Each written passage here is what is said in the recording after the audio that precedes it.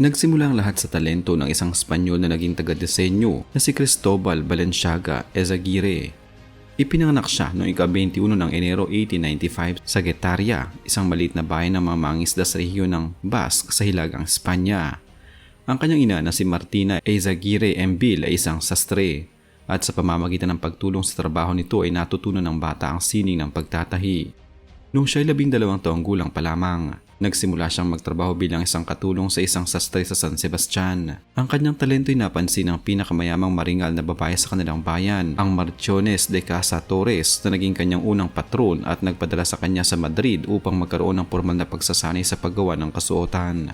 Noong taong 1917, binuksan niya ang kanyang unang haute couture atelier sa San Sebastian, Espanya sa ilalim ng pangalang Eiza na hango sa apelyido ng kanyang ina.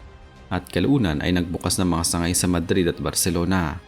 Noong Agosto 1937, dahil sa pagsiklab ng digmaang sibil sa Espanya, napilitan siyang isara ang kanyang mga tindahan at lumipat sa Paris, kung saan opisyal niyang binuksan ang kanyang tanyag na fashion house sa Avenue George V. Ang pangalan ng tatak ay direktang nagmula sa apelyido ng tagapagtatag nito na si Cristobal Balenciaga, alinsunod sa tradisyon ng mga klasikong fashion house sa Europa tulad ng Chanel at Dior.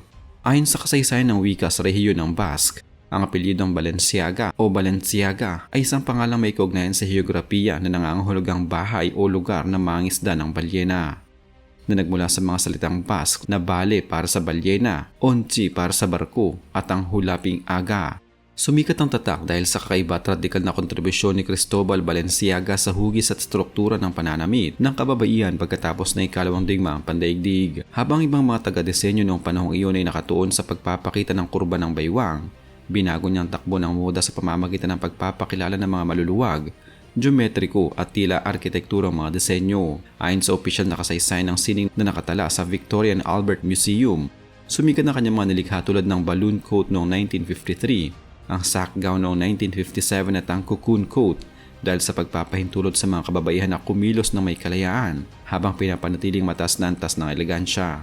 Kilala rin siya sa pagiging nag-iisang couturier na kaya magdisenyo, magtabas at magtahi ng isang buong kasuotan gamit ang sariling mga kamay, isang katangian na labis na hinangaan ni Coco Chanel. Ang sining ng pagpili ng materyales at ang kakayahang manipulahin ng mabibigat na tela ay nagdala sa kanya sa rurok ng katanyagan, kung saan ang mga maharlika at ang mga sikat na personalidad tulad ng Reyna ng Espanya at sa Jacqueline Kennedy naging kanyang mga tapat na kliyente.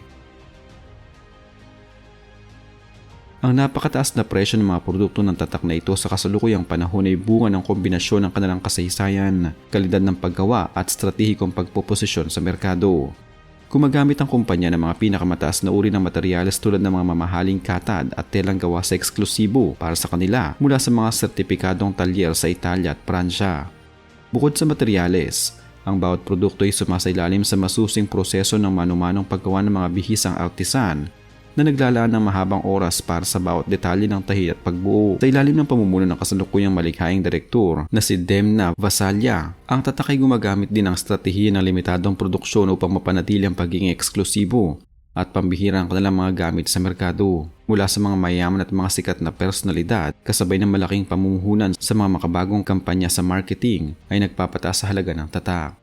Ang mga mamimili hindi lamang nagbabayad para sa pasikal na produkto kundi para sa prestihiyo, katayuan sa lipunan at pagiging bahagi ng kasaysayan ng mataas na boda. Ang pinakamahal na opisyal na produkto ng tatak na naitala sa kanilang mga makabagong koleksyon ay ang mga natatanging kasuotan mula sa kanilang haute couture na linya. Partikular ang Look 53 bustier dress mula sa ika-52 na couture collection. Ang pulang bestido na ito ay gawa sa tulle at binubuo ng 800 piraso ng laso na binuo at itinala gamit ang kamay sa loob ng 100 at 60 oras ng masusing pagtatrabaho. Ang halaga ng natatanging pulang bestidang ito ay umabot sa 100,000 euro o humigit kumulang 100,000 dolyar ng Estados Unidos. May iba pang mga mamahaling pirasong tulad ng Look 57 crystal dress na nagtataglay ng 10,000 kristal at nangailangan ng 700 oras ng produksyon sa tulong ng mga tradisyonal na platero. Para sa kanilang mga produkto na handang suotin o ready to wear, ang mga katad na Amerikana at mga sadyang sinirang disenyo tulad ng oversized layered coat ay nagkakahalaga rin ng hanggang 7,000 dolyar. Opisyal na nakapasok ang tatak sa merkado ng Pilipinas noong unang bahagi ng dekada 2000 sa pamamagitan ng pakikipagtulungan sa Store Specialists Incorporated na kilala rin bilang SSI Group. Ang SSI Group ang eksklusibong distributor ng mga mararangyang tatak sa bansa at dinala nila ang tatak upang tugunan ng lumalaking pangailangan ng mga Pilipinong mamimili para sa mga internasyonal na kasuotang marangya. Ang kanilang pangunahing butik ay binuksan sa Greenbelt 4 at Greenbelt 5 na matatagpuan sa Ayala Center sa Makati, na siyang sentro ng marangyang pamimili sa Kalakhang, Maynila. Sa paglipas ng mga taon, nagbukas din sila sa iba pang mga sangay tulad ng butik sa Shangri-La Plaza East Wing sa Mandaluyong upang palawakin ang kanilang serbisyo. Ang katagang Bayong Siaga ay isang tanyag na salitang balbal o lokal na tatak sa Pilipinas na umusbong dahil sa isang partikular na pangyayari sa mundo ng moda noong taong 2016. Noong panahong iyon, naglabas ang Balenciaga sa ilalim ng pamumuno ni Demna Vasalyan ng isang malaking bag na tinatawag na Bazaar Strip Tote na nagkakahalaga ng libo-libong dolyar.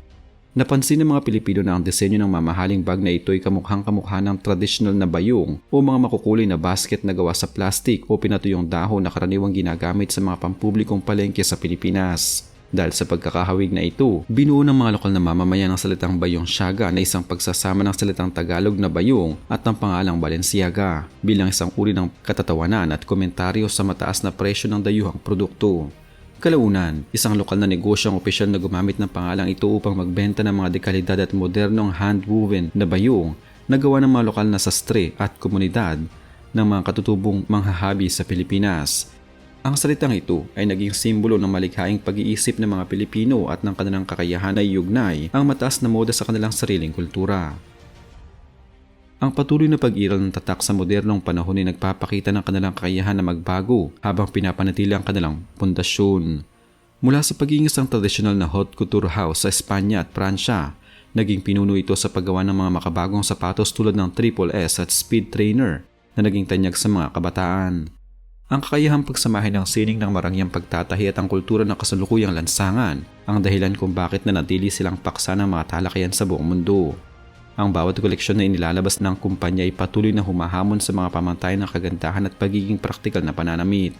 Ang pagunlad ng pamilihan ng mga marangyang gamit sa Pilipinas ay nagpapakita rin ng malalim na koneksyon ng mga lokal na mamimili sa pandaigdigang kultura ng moda. Ang pagkakaroon ng mga opisyal na tindahan sa bansa ay nagbigay ng pagkakataon sa mga Pilipino na makita at maranasan ang kalidad ng sariling pinagsikapan ni Cristobal Balenciaga simula noong taong 1917. Ang usapin tungkol naman sa Bayong Siaga ay nagpapatunay na ang mga Pilipino ay hindi lamang positibong mamimili, kundi mga kritiko na may kakayahang suriin ang halaga at kahulugan ng sining sa kanilang pang-araw-araw na buhay. Sa kabila ng mga pagbabago sa pamunuan, sa pamunuan at sa mga kontrobersiyang kinaharap ng tatak sa mga nakaraang taon, ang pangalang ito ay nananatiling isang malaking puwersa sa industriya. Ang dedikasyon sa kalidad ng materyales, ang limitadong produksyon at ang mataas na antas ng pagka-artisan ay mga dahilan kung bakit ang kanilang mga produkto ay patuloy na magiging bahagi ng mga mamahaling koleksyon. Ang legasiya ng batang mangisda mula sa Getaria ay patuloy na mabubuhay sa bawat tahi, tabas at disenyo na nagmumula sa sikat na fashion house na ito.